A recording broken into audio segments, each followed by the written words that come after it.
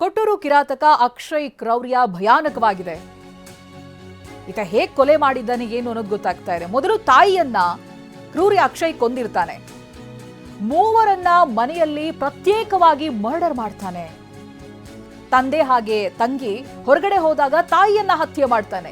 ಚಾಕುವಿನಿಂದ ತಾಯಿಯ ಕತ್ತನ್ನ ಸೀಳಿ ಕೊಲೆಗೈದು ಅಟ್ಟಹಾಸ ಮೆರೆದಿದ್ದಾನೆ. ತಾಯಿ ವಿಜಯಲಕ್ಷ್ಮಿಯನ್ನ ಈ ಪಾಪಿ ಕೊಲ್ತಾನೆ. ತಾಯಿ ಶವವನ್ನ ಕೊಠಡಿಯಲ್ಲಿ ಹಾಕಿರ್ತಾನೆ ಪಾಪಿ ಅಕ್ಷಯ್. ನೋಡಿ, ಆ ಕೊಲೆ ತನಿಖೆ ಆರಂಭ ಆಗ್ತಾ ಇದ್ದ ಹಾಗೆ ಏನಾಗಿತ್ತು ಏನು ಅನ್ನೋದು ಗೊತ್ತಾಗ್ತಾ ಇದೆ. ಮನೆ ಹಾಲ್ನಲ್ಲಿ ಯಾವ ರೀತಿಯಾಗಿ ಸಮಾಧಿ ಮಾಡಿದ್ದ ಅಂತ. ಮೊದಲಿಗೆ ಕೊಂದಿರೋದೇ ತಾಯಿಯನ್ನ. ತಾಯಿ ಹತ್ಯೆ ಬಳಿಕ ಏನ್ ಮಾಡ್ತಾನೆ, ತಂಗಿಯನ್ನ ಮುಗಿಸೋದಕ್ಕೆ ಸ್ಕೆಚ್ ಹಾಕ್ತಾನೆ.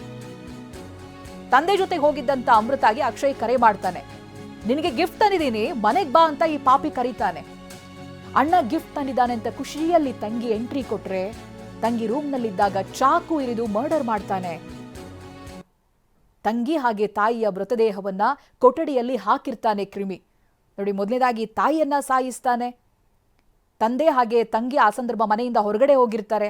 ತಾಯಿ ಒಬ್ಬರೇ ಇರ್ತಾರೆ ಮನೆಯಲ್ಲಿ, ಅವರನ್ನ ಕೊಲ್ತಾನೆ. ಅನಂತರದಲ್ಲಿ ತಂಗಿ ಕರೆ ಮಾಡ್ತಾನೆ, ನಾನು ನಿನಗೆ ಗಿಫ್ಟ್ ತಂದಿದ್ದೀನಿ ಬಾ ಅಂತ.